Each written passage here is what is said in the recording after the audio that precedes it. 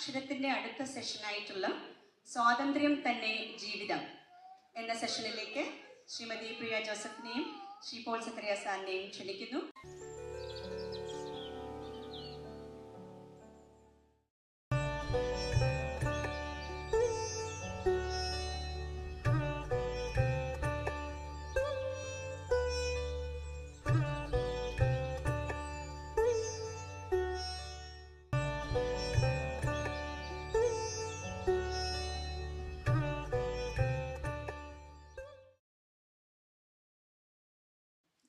A very good morning to all of you. സ്വാതന്ത്ര്യം തന്നെ ജീവിതം കേൾക്കാൻ ഏറ്റവും സുഖമുള്ള ഒരു വാക്കും എന്നാൽ അധികം ആരും അനുഭവിക്കാത്തതുമായ ഒന്നാണ് സ്വാതന്ത്ര്യം. സൗഹൃദത്തിൽ, ദാമ്പത്യത്തിൽ, കുടുംബത്തിൽ, ജോലിയിൽ സ്വാതന്ത്ര്യം അതിൻ്റെ പൂർണ്ണതയിൽ അനുഭവിക്കുന്നവർ ഒന്ന് കൈപൊക്കൂ എന്ന് പറഞ്ഞാൽ ഇവിടെ എത്ര പേർക്ക് ഉറപ്പോടെ കൈപൊക്കാൻ സാധിക്കും? ആരെങ്കിലും ഉണ്ടോ? ഉറപ്പോടെ അതിൻ്റെ പൂർണ്ണതയിൽ? I don't believe it. ഇനി സ്ത്രീയും പുരുഷനും അനുഭവിക്കുന്ന സ്വാതന്ത്ര്യത്തെക്കുറിച്ച് പറഞ്ഞാൽ ഒരേ പന്തിയിൽ രണ്ട് ഇലയിടുന്ന പോലെ തന്നെയാണ്. കുടുംബത്തിൽ തന്നെ തുടങ്ങും വേർവ്യത്യാസം. സക്കറിയ സാർ തന്നെ തിരുവനന്തപുരത്തെക്കുറിച്ചുള്ള ഒരു ലേഖനത്തിൽ പറഞ്ഞിട്ടുണ്ട്, ഒരു സ്ത്രീക്ക് തിരുവനന്തപുരം നഗരത്തിൽ കടകൾ അടച്ചതിന് ശേഷം രാത്രിയിൽ നടക്കുക അത്ര എളുപ്പമല്ലെന്ന്. തിരുവനന്തപുരത്ത് മാത്രമല്ല, കേരളത്തിൽ ഒരിടത്തും അത്ര എളുപ്പമല്ല.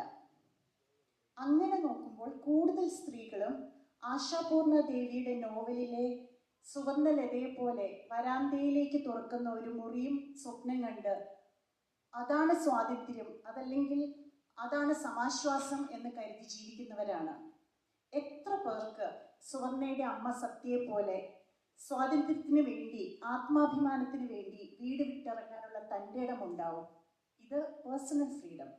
ഇനി എഴുത്തിലെ സ്വാതന്ത്ര്യത്തിലേക്ക് വന്നാൽ, ലോക സാഹിത്യ ചരിത്രം പരിശോധിച്ചാൽ നമുക്ക് വ്യക്തമായി കാണാൻ സാധിക്കും, അധികാരത്തെ, ഭരണകൂടത്തെ, മതത്തെ വിമർശിച്ച് എഴുതിയ അല്ലെങ്കിൽ പ്രവർത്തിച്ച പല എഴുത്തുകാരും കലാകാരന്മാരും നിശബ്ദരാക്കപ്പെട്ടിട്ടേ ഉള്ളൂ.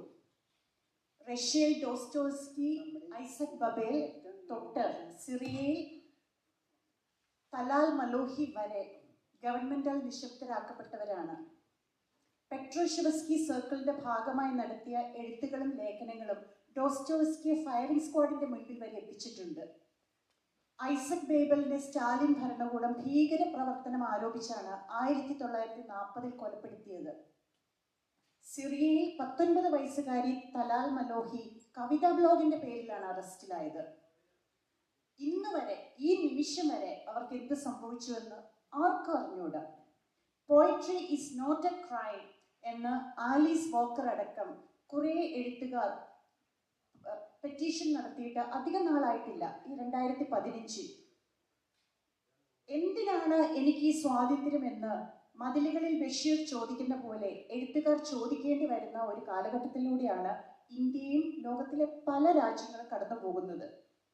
എഴുത്തുകാർ സേഫ് സോണിലിരുന്ന് പൂവിടരുന്നതിനെ കുറിച്ചോ ആകാശത്തിന്റെ നിറത്തെക്കുറിച്ചോ പേജ് നിറയെ എഴുതി സന്തോഷിക്കുന്നതാണ് ജീവന് നല്ലത് എന്ന് ഗൗരി ലങ്കീഷിന്റെയും പ്രൊഫസർ TJ ജോസഫിന്റെയും ജീവിതം വായിച്ച് മനസ്സിലെങ്കിലും ചിന്തിക്കാത്ത എഴുത്തുകാരുണ്ടാവില്ല, ഉറപ്പ്.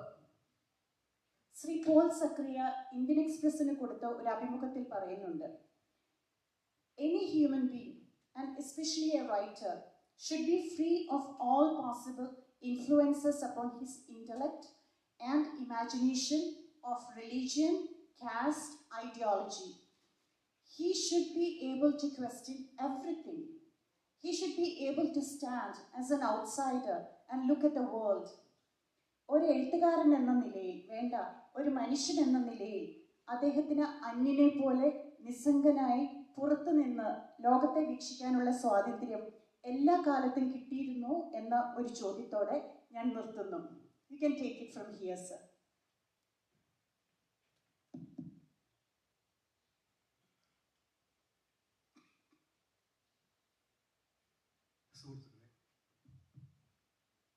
എല്ലാവരുമായി ഈ വിധത്തിൽ കണ്ടുമുട്ടാനും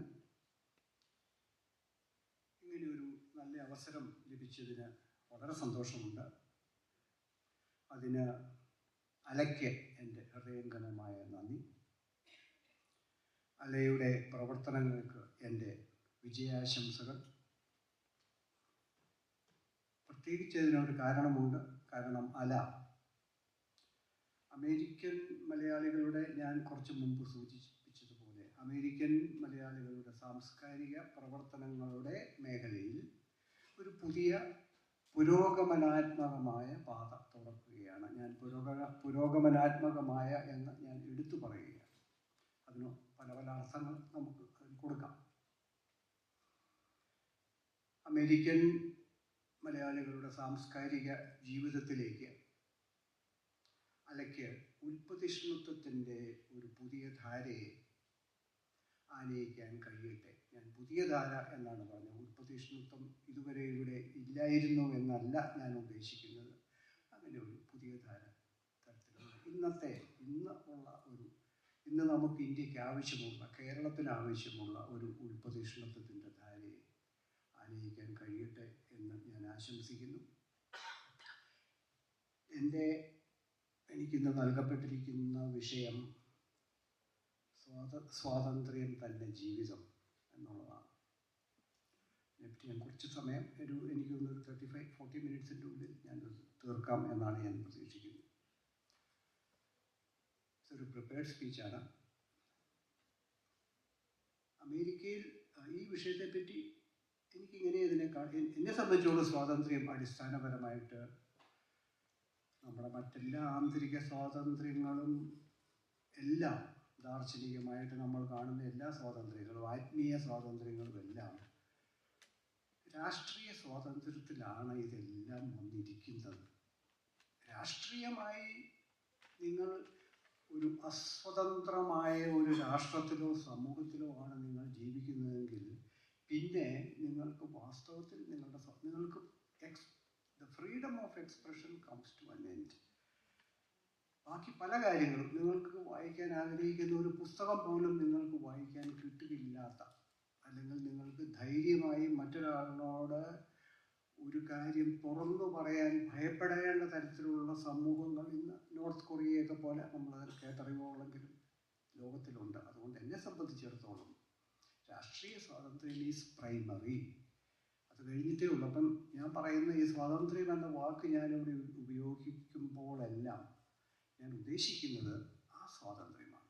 ആന്തരികമായ സ്വാതന്ത്ര്യം ഗാന്ധിജിയൊക്കെ പോലെ നമുക്ക് ധ്യാനത്തിലൂടെയോ എന്തെങ്കിലും ആധ്യാത്മികമായ പല പല എക്സർസൈസുകളിലൂടെ നമുക്ക് ഒരുപക്ഷെ നേടാൻ പറ്റിയേക്കാം. പക്ഷേ സാധാരണ മനുഷ്യർ, നമ്മളെല്ലാം സമൂഹത്തിൽ ജീവിക്കുന്നവരാണ്. അതുകൊണ്ട് രാഷ്ട്രീയ സ്വാതന്ത്ര്യം സുപ്രധാനമാണ്. ഞാൻ പറയാൻ വന്നത്, അമേരിക്കയിൽ ജീവിക്കുന്ന നിങ്ങളും കേരളത്തിൽ ജീവിക്കുന്ന ഞാനും അനുഭവിക്കുന്ന സ്വാതന്ത്ര്യങ്ങളും അസ്വാതന്ത്ര്യങ്ങളും വിഭിന്നങ്ങളാണ്. കാരണം രണ്ടിടങ്ങളിലെയും ചരിത്രവും രാഷ്ട്രീയ, സാമൂഹിക, സാംസ്കാരിക വ്യവസ്ഥിതികളും വ്യത്യസ്തങ്ങളാണ്. നിങ്ങളൊരു മുതലാളിത്ത ജനാധിപത്യ രാഷ്ട്രത്തിലാണ് ജീവിക്കുന്നത്. ഇന്ത്യ മുതലാളിത്തമാകാൻ പരിശ്രമിക്കുന്ന രാഷ്ട്രമാണ്. അത് ഇപ്പോൾ തോഴർക്കായുള്ള മുതലാളിത്തത്തിൻ്റെ ഘട്ടം വരെ എത്തിയിട്ടുള്ളൂ. ക്രോണി ക്യാപിറ്റലിസം, അവിടെയാണ് നമ്മളിപ്പോൾ വന്നിട്ടുള്ളത്.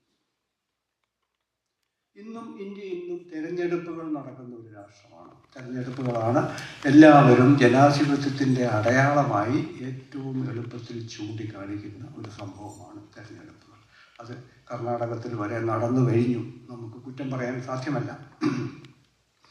രാഷ്ട്രീയമായി അമേരിക്കയും ഇന്ത്യയും തമ്മിലുള്ള വ്യത്യാസം, അടിസ്ഥാന വ്യത്യാസം, അമേരിക്കയിൽ 2 പാർട്ടികൾ മാത്രമാണ് സ്ഥിരം ഭരണവർഗങ്ങൾ എന്നുള്ളതാണ്. ഇന്ത്യയിൽ സ്ഥിരം ഭരണവർഗങ്ങൾ 100 കണക്കിന് പാർട്ടികളാണ്. ഇവിടെ ജനങ്ങളുടെ ആവശ്യങ്ങൾ നിറവേറ്റുന്നതിൽ ഭരണവർഗങ്ങൾക്ക് താരതമ്യേന ശുഷ്കാന്തി ഉണ്ട് എന്നാണ് ഞാൻ മനസ്സിലാക്കുന്നത്. ഒരുപക്ഷെ അങ്ങനെയാണ് മുതലാളിത്തം അതിൻ്റെ വിശ്വാസ്യത നിലനിർത്തുന്നത്. ഈ തരത്തിലുള്ള ജനങ്ങളുടെ കാര്യങ്ങൾ നിറവേറ്റുന്നതിനുള്ള അതിൻ്റെ ശുഷ്കാന്തി. എന്നാൽ ഇന്ത്യയിലും കേരളത്തിലും നിങ്ങൾക്കൊക്കെ അറിയാവുന്നതുപോലെ ആ നിറവേറ്റൽ, ജനങ്ങളോടുള്ള കടമ നിറവേറ്റൽ ഒരു ഫ്യൂഡൽ ഔദാര്യമാണ്. അതിൽ വിശ്വാസ്യതയ്ക്ക് യാതൊരു പ്രസക്തിയുമില്ല. ഞങ്ങൾ നിങ്ങൾക്ക് ഈ കാര്യങ്ങളൊക്കെ ചെയ്തു തരുന്നു, നിങ്ങൾക്ക് ഞങ്ങളോട് നന്ദിയുള്ളവരായിരിക്കണം എന്നുള്ള ഔദാര്യം. ഭരണകൂടങ്ങൾ ഏതെങ്കിലും ഒരു ചെറിയ കടമ, ചെറുതോ വലുതോ ആയ കടമ നിറവേറ്റിയാൽ ജനങ്ങൾ അതിനെ വമ്പിച്ച മഹാമനസ്കതയായി കാണാൻ, സ്വാഗതം ചെയ്യാൻ പഠിച്ചു കഴിഞ്ഞു. വന്ദേ ഭാരത് എന്തൊരു ഭയങ്കര സംഭവം. അല്ലെങ്കിൽ എക്സ് മന്ത്രി വൈ മുക്കവലയിൽ വഴിവിളക്ക് ഉദ്ഘാടനം ചെയ്തു, എന്തൊരു ആർപ്പുവിളിയും ആഘോഷവും. യഥാർത്ഥ മുതലാളിത്തത്തെപ്പറ്റി എൻ്റെ അറിവ് തുച്ഛമാണ്. ഞാൻ ആ വ്യവസ്ഥയിൽ ജീവിച്ചിട്ടില്ല. വായനയിൽ നിന്ന് മനസ്സിലാക്കിയിട്ടുള്ളിടത്തോളം അതിൻ്റെ ഒരു സവിശേഷത, അത് പൗരന്മാർക്ക് അവർ സർവസ്വതന്ത്രരാണ് എന്ന പ്രതീതി നൽകുന്നു എന്നതാണ്. മുതലാളിത്തം നിങ്ങൾക്ക് തരാത്ത സുഖ സൗകര്യങ്ങളൊന്നുമില്ല. തുറന്ന നിയമലംഘനമൊഴികെ ഏതാണ്ട് എല്ലാ സ്വാതന്ത്ര്യങ്ങളും നിങ്ങൾക്കുണ്ട്. തോക്കുമായി നടന്ന സ്കൂൾ കുട്ടികളെ വെടിവെക്കുന്നത് പോലും ഒരു പക്ഷേ ആ സ്വാതന്ത്ര്യത്തിൻ്റെ ഭാഗമായിരിക്കാം. വൈറ്റ് ഹൗസിന് മുമ്പിൽ പോയി നിന്ന് പ്രസിഡന്റിനെ ചീത്ത വിളിക്കാം. ഇതിനെപ്പറ്റിയുള്ള ഒരു പഴയ തമാശ നിങ്ങളൊക്കെ കേട്ടിട്ടുള്ളതായിരിക്കുമെങ്കിലും ഞാൻ പറയുകയാണ്, കേട്ടിട്ടുള്ളതാണെങ്കിൽ ക്ഷമിക്കണം. അമേരിക്കക്കാരൻ റഷ്യക്കാരനോട് വീമ്പിളക്കി, ഞങ്ങളുടെ ജനാധിപത്യം പൂർണ്ണ സ്വതന്ത്രമാണ്, ഞങ്ങൾക്ക് വൈറ്റ് ഹൗസിന് മുമ്പിൽ പോയി നിന്ന് ഉദാഹരണമായി ട്രംപിനെ ചീത്ത വിളിക്കാം. അപ്പോൾ റഷ്യക്കാരൻ പറഞ്ഞു, അതിലെന്തിരിക്കുന്നു, ഞങ്ങൾക്കും റെഡ് സ്ക്വയറിൽ പോയി നിന്ന് ട്രംപിനെ ഇഷ്ടം പോലെ ചീത്ത വിളിക്കാം എന്ന് റഷ്യക്കാരൻ പറഞ്ഞു. അപ്പോൾ മുതലാളിത്തവും സ്വേച്ഛാധിപത്യവും തമ്മിലുള്ള ഒരു വ്യത്യാസം, മുതലാളിത്തത്തിന് പിന്നിൽ ഒരൊറ്റ വ്യക്തിയോ ഒറ്റ പാർട്ടിയോ അല്ല ഉള്ളത് എന്നതാണ്. അതൊരു മുഴുവൻ വിപണി വ്യവസ്ഥയാണ്, ലാഭനിർമ്മാണ പ്രക്രിയയാണ്. നാം ആരെയാണ് ചീത്ത വിളിക്കേണ്ടത് എന്ന് പോലും നമുക്ക് അറിഞ്ഞുകൂടാ. കാരണം ഒരു മുതലാളിത്തത്തിൽ ഭരണപക്ഷവും പ്രതിപക്ഷവും മാധ്യമങ്ങളും ബുദ്ധിജീവികളും എല്ലാം ഒരേ വിപണിയുടെ ഭാഗമാണ്. മലയാളികളുടെ രാഷ്ട്രീയ സ്വാതന്ത്ര്യ ബോധം ആ റഷ്യക്കാരൻ്റേതുപോലെ നിഷ്കളങ്കമാണ് എന്നാണ് എനിക്ക് തോന്നിയിട്ടുള്ളത്. അവർ പറയും, ഞങ്ങളുടെ ജനാധിപത്യം പൂർണ്ണ സ്വതന്ത്രമാണ്. കാരണം ഞങ്ങൾക്ക് സെക്രട്ടേറിയറ്റിന് മുമ്പിൽ സത്യാഗ്രഹം ചെയ്യാം, മുഖ്യമന്ത്രിക്കും സർവ്വമന്ത്രിമാർക്കുമെതിരെ മുദ്രാവാക്യം വിളിക്കാം. എന്നാൽ ഇതിലൊരു വളരെ ചെറിയ ഒരു വ്യത്യാസം എടുത്തു നോക്കുക. കറുത്ത നിറത്തിലുള്ള ഒരു കോറത്തുണി കഷണം എടുത്ത് ഒരു മന്ത്രി അതിലെ പോയാൽ ഒന്ന് വീശി നോക്കുക. അപ്പോൾ നമ്മുടെ സ്വാതന്ത്ര്യത്തിൻ്റെ സ്വഭാവം മാറി. ഇന്ത്യൻ ഭരണവർഗങ്ങൾക്കുള്ള, അതോ കേരളത്തിലെ മാത്രം ഭരണവർഗങ്ങൾക്കുള്ളതാണോ എന്നെനിക്ക് അറിഞ്ഞുകൂടാ, ഒരു വിചിത്രമായ മനോരോഗം ആ കറുത്ത തുണിക്കഷണത്തിന് മുമ്പിൽ ഉണർന്നെഴുന്നേൽക്കുന്നു, കാളക്കൂറ്റൻ ചുവപ്പ് കാണുന്നത് പോലെ. കരിങ്കൊടി വീശലിനെ ഒരു ഭീകരാക്രമണം പോലെയാണ് കേരളത്തിലെയും ഇന്ത്യയിലെയും ഭരണവർഗങ്ങൾ കാണുന്നത്. അപ്പോൾ കുമിള പോലെ, ഒരു സോപ്പ് കുമിള പോലെ പൊട്ടുന്നതാണ് മലയാളിക്ക് ഉണ്ടെന്ന് കരുതപ്പെടുന്ന രാഷ്ട്രീയ സ്വാതന്ത്ര്യം. വാസ്തവത്തിൽ സംഭവിച്ചിരിക്കുന്നത് എന്തെന്നാൽ, കേരളത്തിലെ രാഷ്ട്രീയ സ്വാതന്ത്ര്യം രാഷ്ട്രീയ പാർട്ടികളും അവർക്കൊപ്പമുള്ള സംഘടിത വർഗങ്ങളും കൈയടക്കി വെച്ചിരിക്കുകയാണ് എന്നതാണ്. അസംഘടിതനായ പൗരൻ, ഒരു സംഘടനയുമില്ല, ഒരു പാർട്ടിയിലും വോട്ട് ചെയ്യുന്നത് ഒഴികെ ഒരു പാർട്ടിയിലും പ്രത്യേകിച്ചില്ലാത്ത പൗരൻ അവൻ്റെ രാഷ്ട്രീയ സ്വാതന്ത്ര്യം വോട്ട് ചെയ്യുന്നതിൽ മാത്രം ഒതുങ്ങി, അല്ലെങ്കിൽ ഒരു രാഷ്ട്രീയ പാർട്ടിയെ പിന്തുണയ്ക്കുന്നതിൽ ഒതുങ്ങി. അമേരിക്കൻ പ്രസിഡന്റിനെ കരിങ്കൊടി കാണിക്കാമോ എന്നെനിക്ക് അറിഞ്ഞുകൂടാ. അപ്പോൾ എനിക്ക് ചില സംശയങ്ങളുണ്ട്. നിങ്ങൾക്ക് അതിൻ്റെ ഉത്തരം അറിഞ്ഞുകൊള്ളൂ. അമേരിക്കൻ ഔഷധ വ്യവസായത്തെ കരിങ്കൊടി കാണിക്കാൻ പറ്റുമോ? ഇൻഷുറൻസിനെ കരിങ്കൊടി കാണിക്കാൻ പറ്റുമോ? ആഹാര വിഭവ വ്യവസായത്തെ, അല്ലെങ്കിൽ റിയൽ എസ്റ്റേറ്റിനെ, അല്ലെങ്കിൽ യുദ്ധങ്ങളെ എനിക്കറിഞ്ഞുകൂടാ. നിങ്ങൾക്ക് അറിയും. അതേസമയം എൻ്റെ ചെറിയ സന്ദർശനങ്ങളിലൂടെ എനിക്ക് തോന്നിയിട്ടുള്ള ചില കാര്യങ്ങളുണ്ട്. ഇവ ശരിയാണോ എന്ന് നിങ്ങൾക്കേ അറിയൂ. ഇവിടെ നിയമങ്ങൾ പാലിക്കുന്നതിലും പരസ്പര മര്യാദകളിലും അധിഷ്ഠിതമായ ഒരു പൗരബോധമുണ്ട്. സ്വകാര്യത മാനിക്കപ്പെടുന്നുണ്ട്. പരിസ്ഥിതി ബോധമുണ്ട്. ശബ്ദമലിനീകരണം എന്ന പൈശാചികത ഇല്ലെന്ന് തന്നെ പറയാം. പൊതുമണ്ഡലത്തിൽ മതേതരത്വമുണ്ട്. വ്യാപകമായ ശാസ്ത്രബോധമുണ്ട്. സാഹിത്യവും വിജ്ഞാനവും കലകളും സമൃദ്ധമായി വളരുന്നുണ്ട്. സ്ത്രീകൾക്ക് തുല്യതയുണ്ട്. സദാചാര മനോരോഗികൾ കുറവാണ്.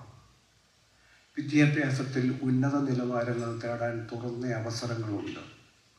ജനങ്ങളുടെ ജോലി ചെയ്യാൻ ഉദ്യോഗസ്ഥർക്ക് മടിയില്ല. മുതലാളിയും തൊഴിലാളിയും തമ്മിലും ഭരണവർഗങ്ങളും ജനങ്ങളും തമ്മിലും തുറന്ന മേലാളൻ കീഴാളൻ പെരുമാറ്റം ഇല്ല. കറുത്തവരെ മനുഷ്യരായി കാണാൻ എല്ലാവർക്കും കഴിഞ്ഞില്ലെങ്കിലും പൊതുമണ്ഡലത്തിൽ തുറന്ന വിവേചനം സാധ്യമല്ല. ഈ ഗുണങ്ങളെ ഞാൻ കാണുന്നത് വിപണിക്ക് വിധേയരായി ജീവിക്കുന്ന ഒരു ജനതയ്ക്ക് മുതലാളിത്തം നൽകുന്ന പ്രതിഫലമായിട്ട്. ഒരു വിധത്തിൽ പറഞ്ഞാൽ അമേരിക്കയാണ് മാർക്സ് സ്വപ്നം കണ്ട തൊഴിലാളികളുടെ സ്വർഗം. കാരണം മുതലാളിത്തം അവൻ്റെ അടിസ്ഥാന അസ്വാതന്ത്ര്യം ഓർമ്മ വരാത്ത വിധം സംതൃപ്തനാക്കുന്നു എന്നുള്ളതാണ്. കേരളത്തെ അമേരിക്കയുമായി താരതമ്യപ്പെടുത്തുന്നത് ഒമ്പിച്ച് വിഡിത്തമാണ്. കാരണം കേരളം ഒരു അത്യന്താധുനിക ഭീമൻ വ്യാവസായിക രാഷ്ട്രമല്ല. പരിതാപകരമാണ് അതിൻ്റെ സമ്പദ് വ്യവസ്ഥ. അതുകൊണ്ട് തന്നെയാണ് നിങ്ങളെപ്പോലെയുള്ള ഒന്നാം തരം തലച്ചോറുകൾ കുടിയേറിപ്പോകാൻ നിർബന്ധിതരായത്.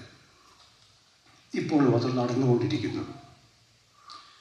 തീർച്ചയായും കഴിഞ്ഞ 70ഓളം വർഷങ്ങളിലൂടെ കേരളം പല രീതികളിൽ പുരോഗതി നേടിയിട്ടുണ്ട്.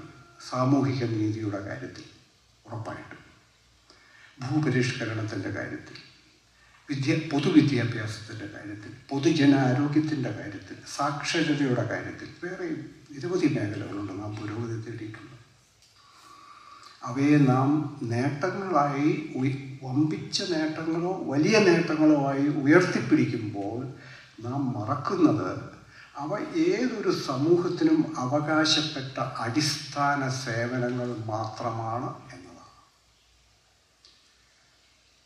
ഏതൊരു ആധുനിക സമൂഹത്തിനും അവകാശപ്പെട്ടതാണ്. പക്ഷേ കേരളത്തിലെ രാഷ്ട്രീയ വ്യവസ്ഥ മാധ്യമങ്ങളുടെ സഹായത്തോടെ അടിസ്ഥാന സേവനങ്ങളെ പോലും ഭരണകൂടം നൽകുന്ന വൻ ഔദാര്യങ്ങളായി കാണാൻ ജനങ്ങളെ പരിശീലിപ്പിച്ചു എന്നുള്ളതാണ്.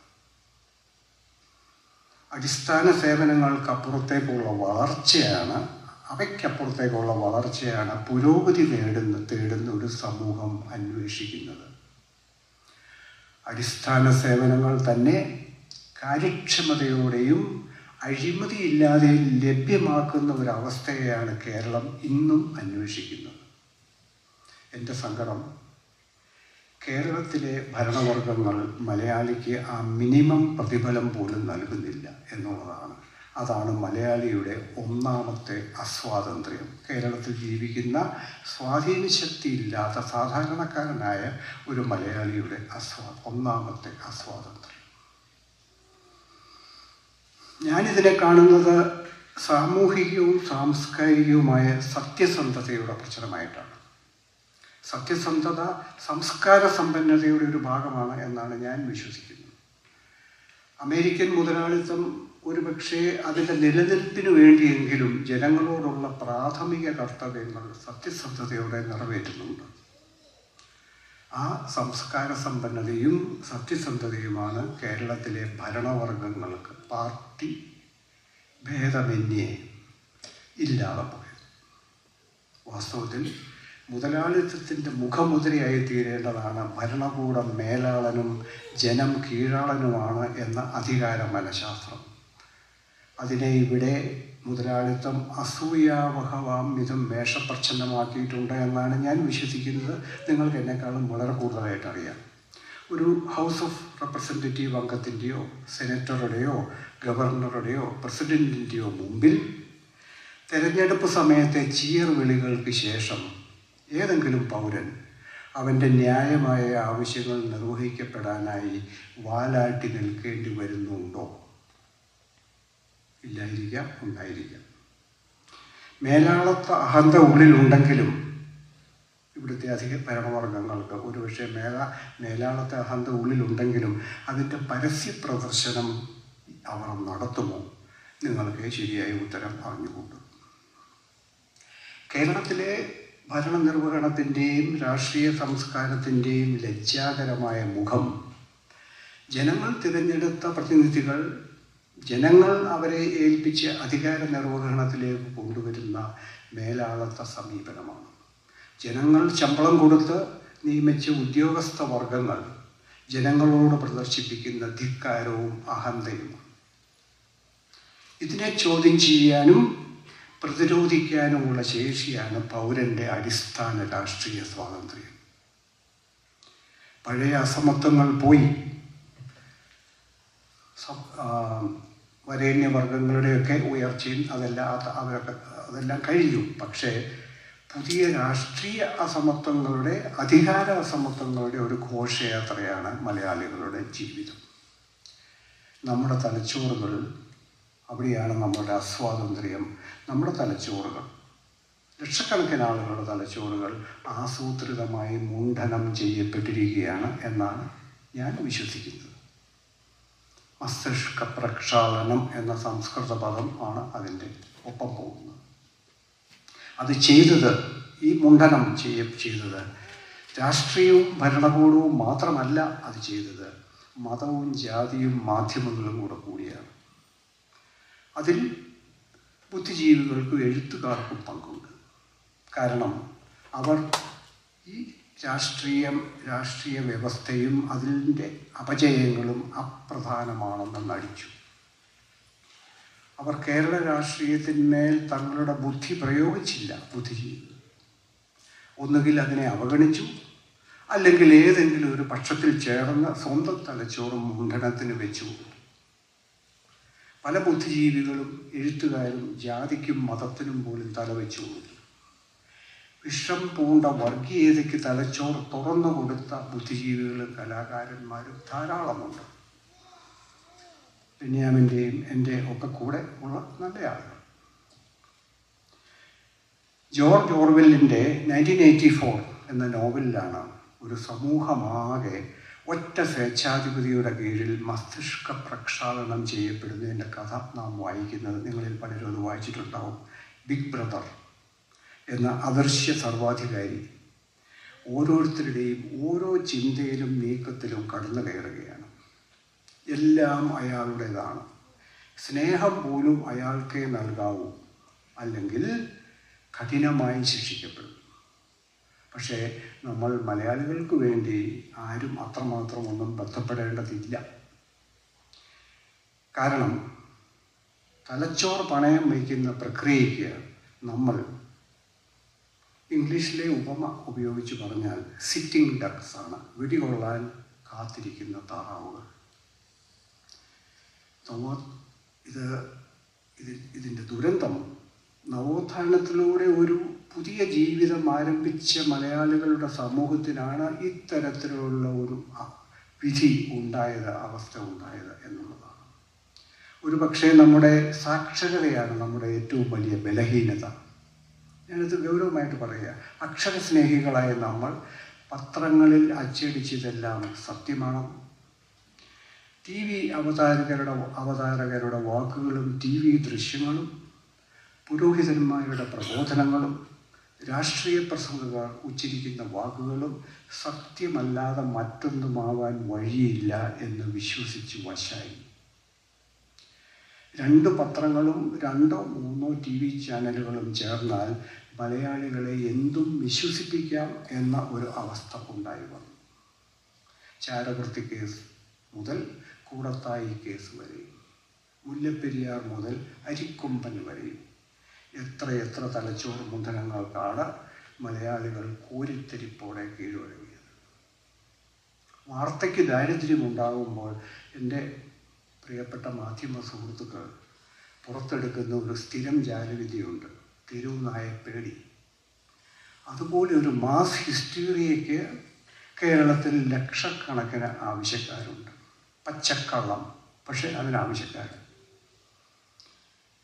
നമ്മുടെ തലച്ചോർ മുണ്ഡനം ചെയ്യുന്ന കാര്യത്തിൽ ജാതിക്കും മതത്തിനും ആരോടും മത്സരിക്കേണ്ടതില്ല എന്നുള്ളതാണ് വാസ്തവം. നാം പിറന്നു വീഴുമ്പോൾ തന്നെ അവ നമ്മുടെ തലച്ചോറിൽ അവയുടെ മുദ്ര പതിപ്പിച്ചു കഴിഞ്ഞു. നമുക്കൊന്നും ചെയ്യാൻ പറ്റില്ല. ശരാശരി മലയാളി അതിനെ ചോദ്യം ചെയ്യാൻ മെനക്കെടാറില്ല. കാരണം അവൻ്റെ ദൈനംദിന ജീവിത സമരം അവനെ തുറച്ചു നോക്കുകയാണ്. അതിനിടയിൽ മതത്തിൻ്റെ കാപട്യങ്ങളെയോ ജാതിയുടെ ഭ്രാന്തുകളെയോ വെല്ലുവിളിക്കാനൊന്നും അവന് നേരമില്ല. കാരണം അവൻ്റെ സർവൈവലാണ് അവൻ്റെ ഹൃദയത്തിൽ. അവൻ്റെ വിവാഹത്തിനും മരണത്തിനുമെല്ലാം മതത്തിൻ്റെയും ജാതിയുടെയും കെട്ടുകാഴ്ചകൾ വേണം. അവരെ പിണക്കാൻ സാധ്യമല്ല. എൻ്റെ തലമുറയുടെ തലച്ചോറിൽ കൊത്തിയിട്ട ഒരു വമ്പിച്ച നുണയുണ്ട്. അത് മതത്തിൻ്റെയും ജാതിയുടെയുമല്ല, രാഷ്ട്രീയ നുണയാണ്. 1947 ഓഗസ്റ്റ് 15 ഇന്ത്യക്ക് ബ്രിട്ടീഷുകാരിൽ നിന്ന് സ്വാതന്ത്ര്യം കിട്ടിയപ്പോൾ ഇന്ത്യക്കാരെല്ലാവരും സ്വതന്ത്രരായി എന്നതായിരുന്നു ആ നുണ. 47 ഓഗസ്റ്റ് 15 എല്ലാം ശരിയായി. എൻ്റെ തലമുറ അത് വിശ്വസിച്ച് വളർന്നു വന്നവരാണ്. വളരെ കാലമെടുത്തു വാസ്തവം മനസ്സിലാക്കാൻ. ഒന്നും ശരിയായിട്ടില്ല.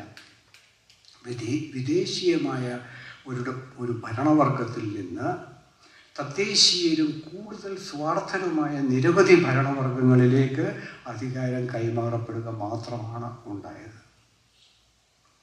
1947 ഓഗസ്റ്റ് 15 എന്ന ഒറ്റ ആണിയിൽ നിന്നാണ് പിന്നീട് ഇന്ത്യ ഭരിച്ച് ഈ വിധമാക്കിയ ഇന്ത്യയെ ഈ ഇന്നത്തെ ഈ കഷ്ടതരമായ അവസ്ഥയിലേക്ക് അതിനെ കൊണ്ടുവന്ന് എത്തിച്ച ഭരണവർഗങ്ങൾ ഇന്ത്യക്കാരുടെ മേൽ അവർ അടിച്ചേൽപ്പിച്ച എല്ലാ അന്യായങ്ങളെയും അനീതികളെയും വഞ്ചനകളെയും ആ ഒറ്റ ആടിയിൽ നിന്നാണ് തൂക്കിയിട്ടത്. 47 ഓഗസ്റ്റ് 15 നിങ്ങളെല്ലാം സ്വതന്ത്രരായി, ഞങ്ങൾ ആണ് നിങ്ങളെ ഭരിക്കുന്നത്. അവസാനം ഞങ്ങൾക്കും കിട്ടി മോചനം. എന്നെപ്പോലെ തലച്ചോറിൽ ഇത് കയറി കിട്ടിയവർക്ക് 1975 ജൂൺ 25 എന്നെപ്പോലെയുള്ള ഒട്ടനവധി ആളുകൾക്ക് ബോധജ്ഞാനം ഉണ്ടായി. എല്ലാ സംശയങ്ങളും നീങ്ങി. ഇവിടെ ഇരിക്കുന്ന ആരും തന്നെ അന്ന് ജനിച്ചിട്ടില്ല, അല്ലെങ്കിൽ അവർ കുട്ടികളായിരുന്നിരിക്കണം. ആ ദിവസമായിരുന്നു 75 ജൂൺ 25 പ്രധാനമന്ത്രി ഇന്ദിരാഗാന്ധി അടിയന്തരാവസ്ഥ പ്രഖ്യാപിച്ച് ഇന്ത്യൻ ഭരണഘടന റദ്ദാക്കുകയും എല്ലാ പൗരാവകാശങ്ങളും എടുത്തു കളയുകയും അഭിപ്രായ സ്വാതന്ത്ര്യത്തെ സമ്പൂർണ്ണമായി നിരോധിച്ചു. ഇന്ത്യൻ ജീവിതങ്ങളെ തന്നെ റദ്ദാക്കി. ഗാന്ധിജിയുടെ, നിങ്ങൾക്കറിയാമോ, ഞാനെന്ന കാലത്ത് ഡൽഹിയിലുണ്ട്, ഗാന്ധിജിയുടെ വാക്കുകൾ ഉദ്ധരിക്കാൻ പോലും റിട്ടൺ പെർമിഷൻ, മുൻകൂർ അനുവാദം രേഖാമൂലം വാങ്ങണമായിരുന്നു ഗാന്ധിജിയെ ഉദ്ധരിക്കണമെങ്കിൽ. അതായിരുന്നു അടിയന്തരാവസ്ഥ. ഇന്ത്യൻ റിപ്പബ്ലിക്കിന് അന്ന് 75-ൽ 28 വയസ്സാണ്. അത് ജീവിക്കാൻ പഠിച്ചു വരുന്നതേ ഉള്ളൂ.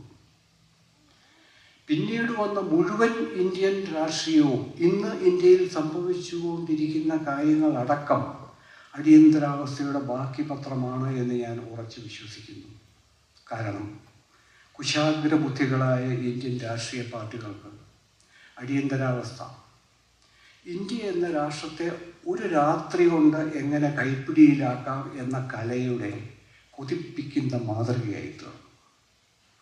അവർ തന്നെ പരിപാവനവും മഹനീയവുമായി ഉയർത്തിപ്പിടിച്ച ജനാധിപത്യ രാഷ്ട്രസങ്കല്പത്തെ എങ്ങനെ ഒരു വിരലിൽ തൂക്കി ചവറ്റുകൊട്ടയിൽ എറിയാം എന്നവർ മനസ്സിലാക്കി. മാത്രമല്ല, ഇന്ന് നരേന്ദ്രമോദി ഭരണകൂടം ഭയം സൃഷ്ടിക്കുന്നതിൻ്റെ ഉപകരണങ്ങളായി തീർത്തിരിക്കുന്ന ഒട്ടുമുക്കാൽ കരിനിയമങ്ങളും മുൻ ഭരണകൂടങ്ങൾ നിർമ്മിച്ചവയാണെന്നും നമ്മളാരും മറക്കരുത്. സ്വതന്ത്ര ഇന്ത്യയിൽ ആദ്യമായി പുസ്തകം നിരോധിച്ചത്, എനിക്കിത് പറയാൻ മടിയുണ്ട്, പ്രധാനമന്ത്രി നെഹ്റുവിൻ്റെ സർക്കാരായിരുന്നുവെന്നും മറക്കരുത്. ചുരുക്കി പറഞ്ഞാൽ ഇന്ത്യൻ രാഷ്ട്രീയത്തിൻ്റെ പാരമ്പര്യം നാം കരുതുന്നിടത്തോളം ഒട്ടും ശോഭനമല്ല, ലജ്ജാകരമാണ്. നാളെ ആരെങ്കിലും ഇന്ത്യൻ ഭരണഘടന റദ്ദാക്കുകയും പൗരാവകാശങ്ങൾ എടുത്തു കളയുകയും ചെയ്തു എന്ന് കരുതുക. അവർ പറയും, 75 നടന്നതിൽ കൂടുതൽ എന്താണ് ഞങ്ങൾ ചെയ്തിരിക്കുന്നത്. ഇനി ഞാൻ പറയാൻ പോകുന്നത് കൂടി ശ്രദ്ധിക്കുക. 77 അടിയന്തരാവസ്ഥയ്ക്ക് ശേഷം ഉണ്ടായ തെരഞ്ഞെടുപ്പിൽ അടിയന്തരാവസ്ഥയുടെ ഉപജ്ഞാതാവായ തലതൊട്ടമ്മയായ ഇന്ദിരാഗാന്ധിയുടെ പാർട്ടിക്ക് 100-ൽ 100 വോട്ടും കൊടുത്ത് വിജയിപ്പിച്ചത് നമ്മൾ മലയാളികൾ മാത്രമാണ്. ഇന്ത്യ ഒട്ടാകെ അവരെ പരിപൂർണമായി നിലംപരിശാക്കിയ തെരഞ്ഞെടുപ്പിൽ മലയാളികൾ മാത്രം അവരെ വിജയിപ്പിച്ചു. ഭരണഘടന റദ്ദാക്കിയ ഒരു ഇന്ത്യക്ക് മലയാളി പുല്ലുവിലയാണ് കൊടുത്തത് എന്നാണ് എനിക്കിതിനെപ്പറ്റി പറയാനുള്ളത്. ഇതൊരു യാദൃച്ഛികതയല്ല. കാരണം രാഷ്ട്രീയ പാർട്ടികളും മാധ്യമങ്ങളും ഒന്നു ചേർന്ന് ചായം തേച്ച് ഊതി വീർപ്പിച്ച് ഉയർത്തിക്കാട്ടുന്ന വിഗ്രഹങ്ങളുടെ മുമ്പിൽ തൊഴുതു നിൽക്കാൻ നമ്മൾ എല്ലായ്പ്പോഴും തയ്യാറാണ്. നമ്മൾ വിഗ്രഹാരാധകരാണ്. അത് ആൾദൈവമാണെങ്കിലും ശരി, രാഷ്ട്രീയ പാർട്ടിയുടെ നേതാവാണെങ്കിലും ശരി. നിയമനിർമ്മാണം നടത്താനും നാടിൻ്റെ ജോലി ചെയ്യാനുമായി തിരഞ്ഞെടുത്ത ജനപ്രതിനിധിയുടെ മുമ്പിൽ അയാളെ നേതാവേ എന്ന് വിളിച്ച് വണങ്ങി നിൽക്കുന്ന ഈ ലോകത്തിലെ ഏക അഭ്യസ്തവിദ്യമായ സമൂഹം കേരളമായിരിക്കും. അഭ്യസ്തവിദ്യം എന്ന് ഞാൻ എടുത്തു പറയാൻ കാരണമുണ്ട്. രാഷ്ട്രീയമായ പക്വതയും പ്രബുദ്ധതയും വിദ്യതയുടെ ആണിക്കല്ലുകളിലൊന്നാണ് എന്നാണ് ഞാൻ കരുതുന്നത്. അത് അഭ്യസ്തവിദ്യത റാങ്കുകളിലും ബിരുദങ്ങളിലും അവസാനിക്കുന്നില്ല. യഥാർത്ഥ രാഷ്ട്രീയ അവബോധം രാഷ്ട്രീയത്തെ ചോദ്യം ചെയ്യാനുള്ള ശേഷിയാണ്. രാഷ്ട്രീയ പാർട്ടികൾക്ക് ജനങ്ങളോടാണോ പാർട്ടിയോടാണോ അധികാരത്തോടാണോ കൂറ് എന്ന് പരിശോധിക്കാനുള്ള ശേഷിയാണ്. അവർ രാഷ്ട്രീയ പാർട്ടികൾ, ഭരണകൂടങ്ങൾ ജനങ്ങളോടുള്ള കടമകൾ നിറവേറ്റുന്നുണ്ടോ എന്ന നിരന്തരമായ ജാഗ്രതയാണ് രാഷ്ട്രീയ അവബോധം. അല്ലാതെ അവരുടെ കുഞ്ഞാടുകളും ചാവേറുകളുമായി മാറുകയല്ല ബീയിങ് പൊളിറ്റിക്കൽ, രാഷ്ട്രീയമുള്ളവനായിരിക്കുക എന്ന പദത്തിൻ്റെ അർത്ഥം. ഒരു രാഷ്ട്രീയ പാർട്ടിക്ക് ആലോചനാപൂർവം വോട്ട് ചെയ്യുന്നതും ജീവിതകാലം മുഴുവൻ തൻ്റെ തലച്ചോറ് അതിൻ്റെ ഭാഗ്യാന്വേഷണങ്ങൾക്ക് ഒഴിഞ്ഞു വയ്ക്കുന്നതും തമ്മിലുള്ള വ്യത്യാസം എന്താണെന്ന് ഞാൻ നിങ്ങളോട് പറയേണ്ടതില്ല. ഇത്രയും കാലത്തെ ജീവിച്ചതിൻ്റെ സാമാന്യബുദ്ധി, ചരിത്രം വായിച്ചതിൻ്റെയും സാമാന്യബുദ്ധി എന്നോട് പറയുന്ന ഒരു കാര്യമുണ്ട്. പൗരന്മാർ ചോദ്യം ചെയ്യില്ല എന്ന് ഉറപ്പായി കഴിയുമ്പോഴാണ് രാഷ്ട്രീയ പാർട്ടികളും അവരുടെ യന്ത്രപ്പാവകളായ ഭരണകൂടങ്ങളും പതുക്കെ സ്വേച്ഛാധിപത്യത്തിലേക്ക് തിരിയുന്നത്. പൗരന്മാർ എന്ന വാക്കിനെ അതിൻ്റെ ചുരുങ്ങിയ അർത്ഥത്തിലെടുക്കരുത്. ജനങ്ങളുടെ നാവാണ് എന്ന് സ്വയം പ്രഖ്യാപിച്ചിട്ടുള്ള ഒരു വ്യവസായമുണ്ട്. ഇന്ത്യയിലെ ഏറ്റവും വിജയകരമായ വ്യവസായങ്ങളിൽ ഒന്നാണത് മാധ്യമ വ്യവസായം. എൻ്റെയും നിങ്ങളുടെയും ചോദ്യം ചെയ്യലിനേക്കാൾ വളരെയധികം ശക്തിയും വ്യാപ്തിയും അവരുടെ ചോദ്യം ചെയ്യലിനുണ്ട്. മാധ്യമങ്ങളുടെ നിശബ്ദതയും കീഴ്വഴങ്ങലുമാണ് ജനാധിപത്യത്തിൻ്റെ ശവപ്പെട്ടിയിലെ ആദ്യത്തെ ആണി. ഹിറ്റ്ലർ അടക്കമുള്ള എല്ലാ സ്വേച്ഛാധിപതികളിലേക്കും തിരിഞ്ഞു നോക്കുമ്പോൾ ഇക്കാര്യത്തിൽ ചരിത്രം വീണ്ടും വീണ്ടും ആവർത്തിച്ചുകൊണ്ടിരിക്കുന്നതാണ് നമ്മൾ കാണുന്നത്. ഇന്ന് ഇന്ത്യയിലും അത് തന്നെ നടന്നുകൊണ്ട് ഇരിക്കുന്നു. എനിക്ക് തോന്നുന്നത് ഏറ്റവും പ്രധാനപ്പെട്ട ചോദ്യം എന്താണ് സ്വാതന്ത്ര്യം എന്നല്ല, അതൊരു ദാർശനികമായ ചോദ്യമാണ്. ഞാൻ ആദ്യം സൂചിപ്പിച്ചതുപോലെ നാം എന്തിൽ നിന്നാണ് സ്വതന്ത്രരാകേണ്ടത് എന്നതാണ് പ്രധാനപ്പെട്ട ചോദ്യം എന്ന് ഞാൻ കരുതുന്നു. എനിക്ക് മനസ്സിലാകുന്നിടത്തോളം കുടിയേറ്റ മലയാളികളിൽ നല്ല പങ്കും അവരവരുടെ മതത്തോടോ ജാതിയോടോ ഒട്ടി നിൽക്കുന്നവരാണ്. അതവരുടെ സ്വകാര്യ വിശ്വാസ സംഹിതയാണ്, അവരുടെ മനുഷ്യാവകാശമാണ്. അവരുടെ വിശ്വാസം മറ്റുള്ളവർക്കെതിരെ ഉയർത്തുന്ന ഒരു വാളല്ല. എന്നാൽ അവരിലെ മറ്റൊരു പങ്ക് കുടിയേറ്റത്തിൽ നിന്നൊന്നും പഠിക്കാത്തവർ, മതഭ്രാന്തും ജാതിഭ്രാന്തും കുടിയേറിയ മണ്ണിൽ നട്ടുവളർത്തുന്നു. വർഗീയ വിഷം വിസർജിക്കുന്ന കൂട്ടായ്മകൾ ഉണ്ടാക്കുന്നു. അങ്ങനെ കേരളത്തിലെ കഴിഞ്ഞ കുറച്ച് ദശകങ്ങളായിട്ട് കേരളത്തിലെ വിവിധ വർഗീയതകളുടെ തനിസ്വരൂപങ്ങൾ കുടിയേറ്റ സമൂഹത്തിൽ ഇന്ന് സ്ഥാനം പിടിച്ചുകൊണ്ടിരിക്കുകയാണ്. കുടിയേറ്റ മലയാളികൾ ജീവൻ മരണ പ്രാധാന്യം കൽപ്പിച്ചുകൊണ്ട് ഏറ്റവും അത്യാവശ്യമായി സ്വാതന്ത്ര്യം നേടേണ്ടത് ഈ ക്ഷുദ്രജീവികളിൽ നിന്നാണ് എന്നെനിക്ക് തോന്നുന്നു. അവരുടെ വളർച്ചയും അതിവേഗമാണ്. എന്നെപ്പോലെ ഒരു ചരിത്ര വിദ്യാർത്ഥിയുടെ ഏക പ്രത്യാശ ഇതാണ്: കുടിയേറ്റക്കാരുടെ ഇവിടെ വിദ്യാഭ്യാസം ലഭിച്ചു വളരുന്ന കുട്ടികൾ ഈ ഭ്രാന്തുകളിൽ പങ്കെടുക്കാൻ വഴിയില്ല എന്നതാണ്.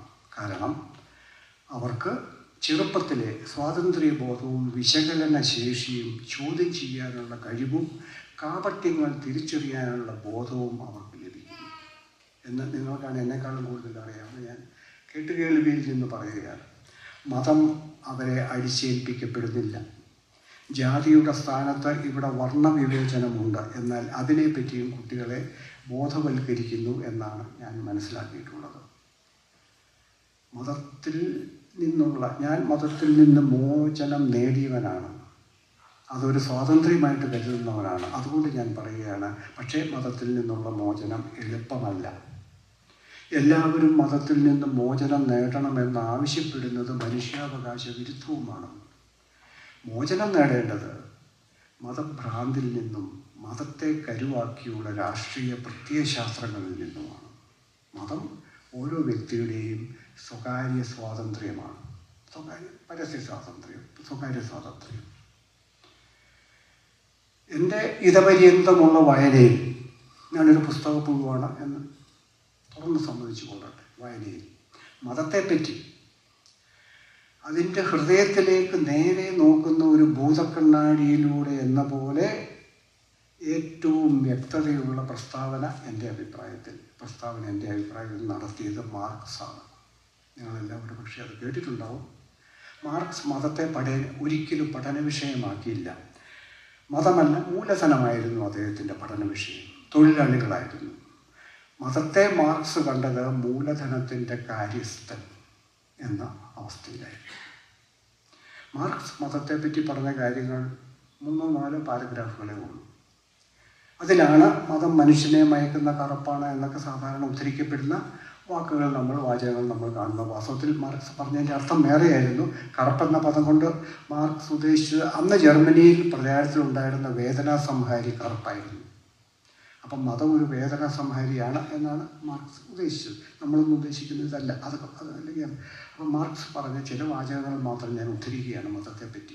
ഇത് വളരെ അർത്ഥവത്തായിട്ട് എനിക്ക് തോന്നിയതുകൊണ്ട് ഞാൻ നിങ്ങളുടെ മുമ്പിൽ, ഒരു പക്ഷേ നിങ്ങളിൽ പലരും ഇത് മാർക്സിൻ്റെ ഒളിഞ്ഞു കിടക്കുന്ന ഒരു ഹെഗലിൻ്റെ ഹെഗലിനെ വിമർശിച്ചുകൊണ്ട് മാർക്സ് എഴുതിയ ഒരു പുസ്തകത്തിൻ്റെ ആമുഖത്തിലുള്ള എല്ലാം കൂടെയുള്ള 4-5 പാരഗ്രാഫിൽ എടുത്തത്. മാർക്സ് പറഞ്ഞു, മതത്തിൻ്റെ വിമർശനം അതിൻ്റെ സാരാംശത്തിൽ മതം പരിവേഷമായിരിക്കുന്ന ആ കണ്ണീരിൻ്റെ താഴ്വരയുടെ വിമർശനമാണ് എന്നാണ് മാർക്സ് പറഞ്ഞത്. അതായത് നിന്ദിതനും പീഡിതനുമായ മനുഷ്യൻ്റെ ജീവിതത്തിൻ്റെ പരിവേഷമാണ് മതം. മാർക്സ് അങ്ങനെ സമ്മതിച്ചു. പാവപ്പെട്ടവരുടെ പരിവേഷമാണ് മതം. ആ അവസ്ഥയെ, നിന്ദിതരും പീഡിതരുമായ അവസ്ഥയെ വിമർശിക്കണമെങ്കിൽ മതത്തെയും വിമർശിക്കണം എന്നാണ് മാർക്സ് പറഞ്ഞത്. അടുത്ത ഉദ്ധരണി: മതവിമർശനം മനുഷ്യനെ മിഥ്യയിൽ നിന്ന് മോചിപ്പിക്കുന്നു. യാതൊരു വിശദീകരണവും ഇതിനാവശ്യമില്ല. അതുപോലെ തന്നെ അടുത്തു വരുന്ന പ്രസ്താവനകൾക്കും അങ്ങനെ മനുഷ്യൻ മിഥ്യ കൈവിട്ട് സ്വബോധം തിരിച്ചെടുത്ത് ചിന്തിക്കുകയും പ്രവർത്തിക്കുകയും സ്വന്തം യാഥാർത്ഥ്യം കരുപ്പിടിപ്പിക്കുകയും ചെയ്യും എന്നായിരുന്നു. ഇതായിരുന്നു മാർക്സ് പറഞ്ഞ മനുഷ്യ സ്വാതന്ത്ര്യത്തിൻ്റെ ആ ആശയം. അവൻ്റെ യഥാർത്ഥ സൂര്യൻ, അതാണ് എൻ്റെ കൺക്ലൂഷൻ. അത് മനുഷ്യൻ്റെ യഥാർത്ഥ സൂര്യൻ അവൻ തന്നെയായിത്തീരുന്നു. അതിന് ചുറ്റും അവൻ ചരിക്കും. മനുഷ്യൻ തനിക്ക് ചുറ്റും സ്വയം ചരിക്കാതിരിക്കുമ്പോൾ അവന് ചുറ്റും ചരിക്കുന്ന മായാസൂര്യനാണ് മതം. ഇതാണ് മാർക്സിൻ്റെ വാക്കുകൾ. അവിടെ മാർക്സ് തുടരുന്നത് ഇങ്ങനെയാണ്: അതുകൊണ്ട് സത്യത്തിൻ്റെ പരലോകം, ഇതിനു മുമ്പിൽ പറഞ്ഞ കാര്യങ്ങൾ റെഫറൻസാണ്. അതായത് മതം സൃഷ്ടിച്ച സാങ്കല്പിക ലോകം അപ്രത്യക്ഷമായി കഴിയുമ്പോൾ ഈ ലോകത്തിൻ്റെ സത്യം സ്ഥാപിച്ചെടുക്കുക എന്നതാണ് ചരിത്രത്തിൻ്റെ നിയോഗം. പുതിയ രാഷ്ട്രീയത്തിൻ്റെ മാർക്സ് സങ്കല്പിച്ച ആ പുതിയ ചരിത്രത്തിൻ്റെ നിയോഗം ഈ സ്ഥാപിച്ചെടുക്കുക എന്നുള്ളതാണ്. മാർക്സ് അവസാനിപ്പിക്കുന്നത് എങ്ങനെയാണ്? അങ്ങനെ സ്വർഗത്തിൻ്റെ വിമർശനം ഭൂമിയുടെ വിമർശനമായി മാറുന്നു. മതത്തിൻ്റെ വിമർശനം നിയമവ്യവസ്ഥയുടെ, അതായത് രാഷ്ട്രവ്യവസ്ഥയുടെ വിമർശനമായി മാറുന്നു. ദൈവശാസ്ത്രത്തിൻ്റെ വിമർശനം രാഷ്ട്രീയത്തിൻ്റെ വിമർശനമായി മാറുന്നു. ഇന്നത്തെ ഇന്ത്യയെ മുമ്പിൽ കണ്ടുകൊണ്ടാണ് മാർക്സ് ഇത് എഴുതിയത് എന്ന് നാം അത്ഭുതപ്പെട്ടു പോകും.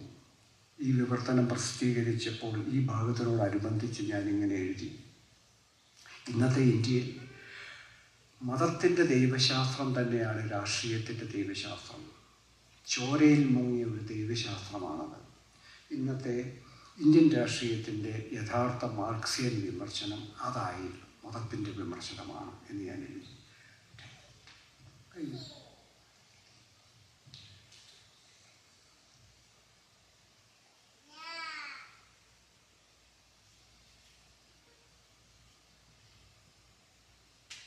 നമുക്കിത് അവസാനത്തിലേക്ക് നമുക്ക് വരാം. എൻ്റെ കണക്കൂട്ടലുകളെല്ലാം തെറ്റിപ്പോയിരിക്കുന്നു. അതുകൊണ്ട്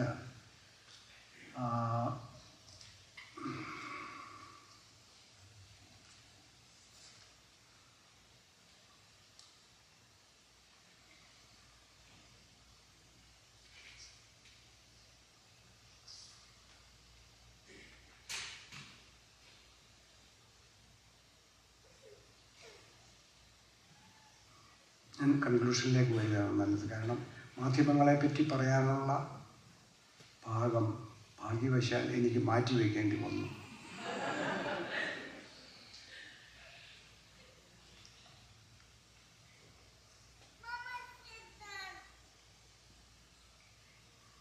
അപ്പോൾ ഞാൻ പറഞ്ഞു വരുന്ന ഇതാണ്: മാധ്യമങ്ങൾ ചെയ്തിട്ടുള്ള വമ്പിച്ച ദ്രോഹങ്ങൾ, അവർ ചെയ്തിട്ടുള്ള വമ്പിച്ച മേന്മകളും ഗുണങ്ങളും ഒരു വശത്തിരിക്കെ തന്നെ വമ്പിച്ച ദ്രോഹങ്ങളിൽ ഒന്ന് രാഷ്ട്രീയത്തിലുള്ള അവരുടെ ഇടപെടലാണ്.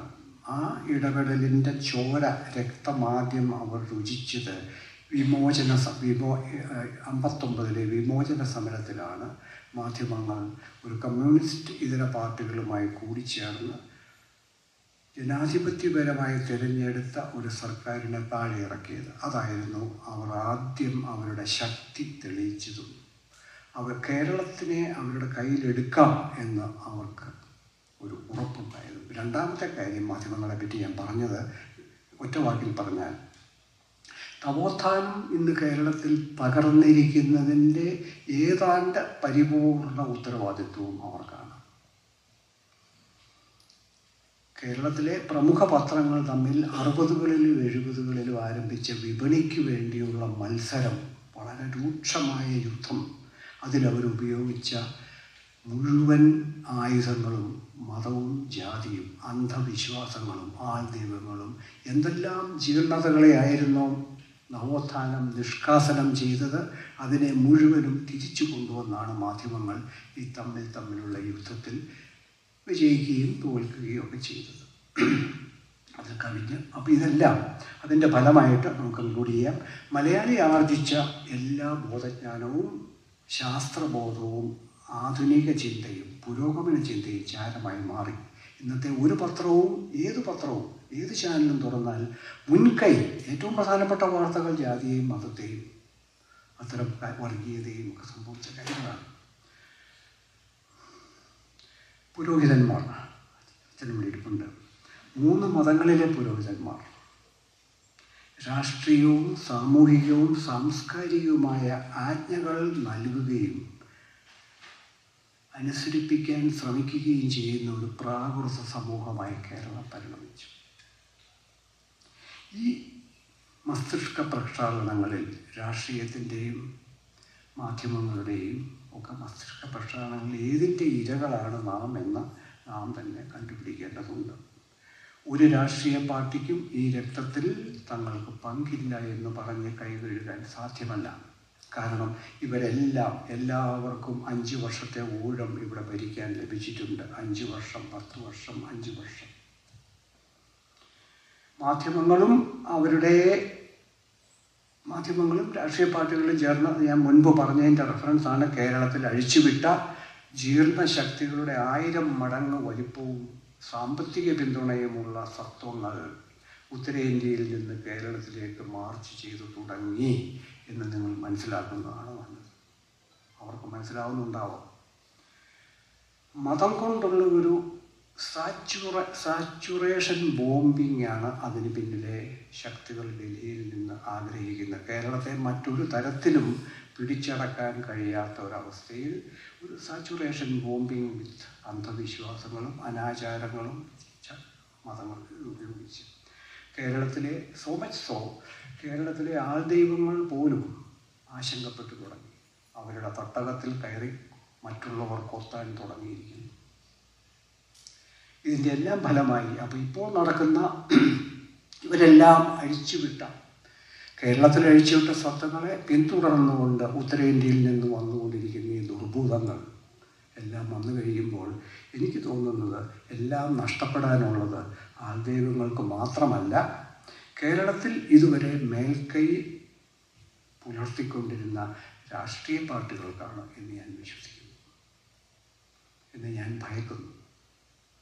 അതിലെല്ലാമേറെ ഞാൻ കേരളത്തിനു വേണ്ടിയും മലയാളികൾക്ക് വേണ്ടിയും നമ്മുടെ ചെറുതെങ്കിലും അർത്ഥവത്തായ ആ സംസ്കാരത്തിന് വേണ്ടിയും ഞാൻ ഭയക്കുന്നു.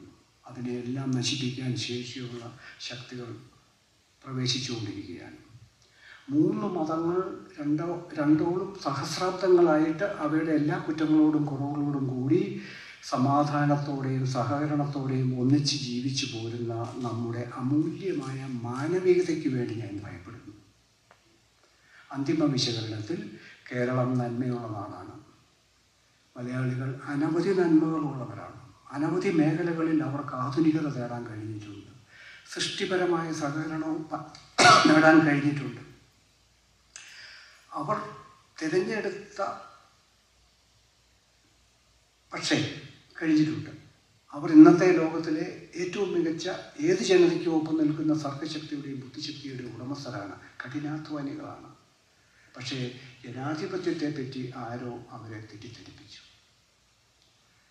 രാഷ്ട്രീയം അവരെ വഴുതിക്ക് നിർത്തുന്നതിന് പകരം അവരാണ് രാഷ്ട്രീയത്തെ വഴുതിക്ക് നിർത്തേണ്ടത് എന്ന് അവർക്ക് മനസ്സിലാക്കാൻ കഴിയുന്നില്ല. അവർ തിരഞ്ഞെടുത്ത ഭരണാധികാരികൾക്ക് അവരോടുള്ള അക്കൗണ്ടബിലിറ്റി, കണക്ക് ബോധിപ്പിക്കൽ, അതിനുള്ള ചുമതല ജനങ്ങൾക്ക് മനസ്സിലാക്കാൻ കഴിയുന്നില്ല. അക്കൗണ്ടബിലിറ്റി ഒരു വളരെ പ്രധാനപ്പെട്ട കാര്യമാണ്. അമേരിക്കയിലെ accountable to the people.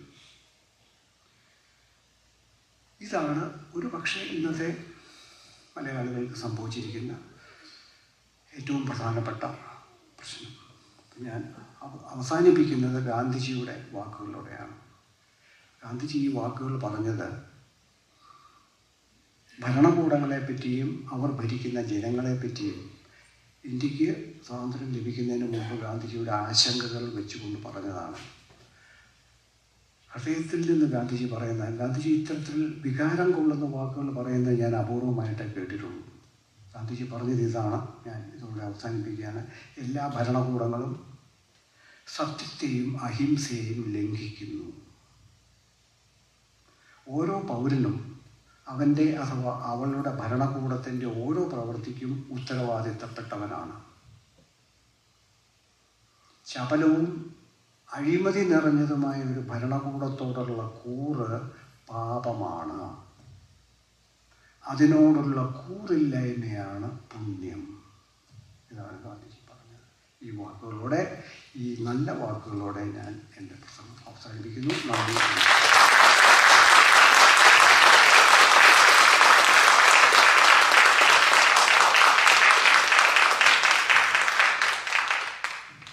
Thank you so much, sir.